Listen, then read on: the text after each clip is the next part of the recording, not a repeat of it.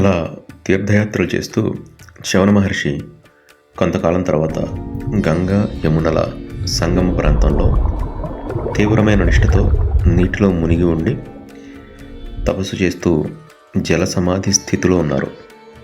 ఇలా చేసే తపస్సును ఉదవాస వ్రతము అంటారు. శవన మహర్షి ఇలా ఉదవాస వ్రతం చేస్తున్న సమయంలో ఆ నీటిలోని చేపలు గుంపులుగా ఆయన చుట్టూ చేరి తిరుగుతూ ఉండేవి. ఆ చేపలు ఆయనకు ఎటువంటి హాని లేదా ఇబ్బంది కలిగించకుండా మృదువుగా తాకి వెళ్ళిపోతుండేవి. వాటి మీద ఆయనకి దయ, ప్రేమ కలిగాయి. వాటిని అప్పుడప్పుడు గమనిస్తూ ఆ జల సమాధిలో 12 సంవత్సరాల కాలం పాటు ఉదవాస వ్రతంలో తపస్సు చేశారు శవన మహర్షి. అలా జరుగుతుండగా ఒకరోజు చేపలు పట్టడానికి జాలర్లు వల వేస్తే చేపలతో పాటు శవన మహర్షి కూడా ఆ వలలో పడతారు. జాలర్లు వల బయటికి లాగి ఒడ్డును వేసి వలలో మహర్షిని చూసి తాము చాలా పెద్ద తప్పు చేశామని మహర్షి కోపం వచ్చి శపిస్తారేమో అని భయంతో వణికిపోతారు.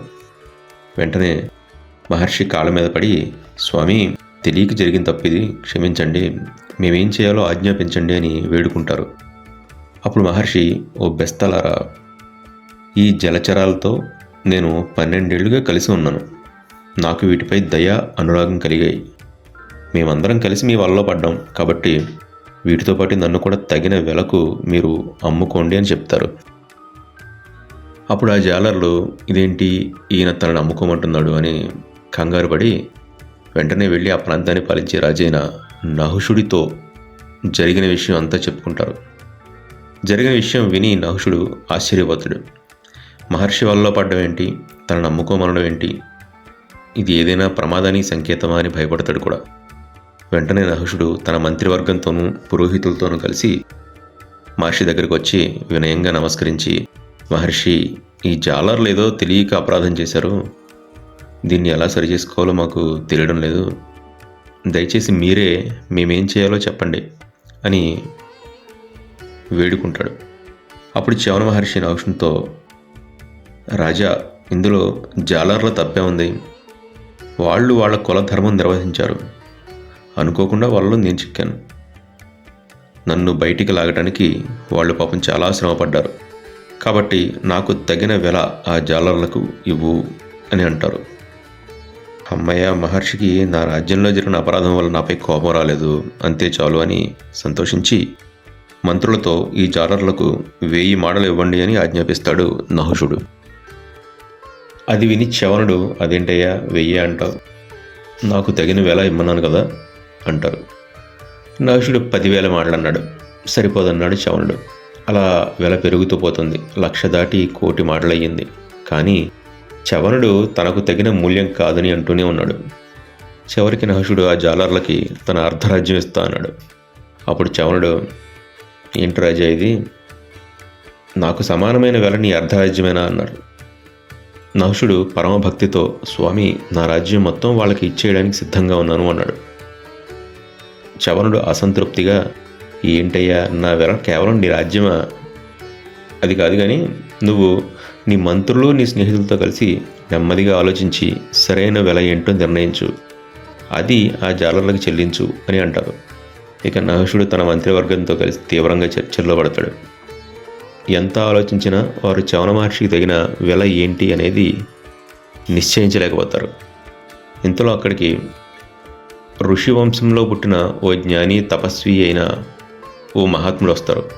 అటువంటి వారిని కవిజాతుడు అని పిలుస్తారు. పరిస్థితి చూడగానే ఏదో గందరగోళంలో ఉన్నారు వీళ్ళంతా అని ఆయనకి అర్థమైపోతుంది.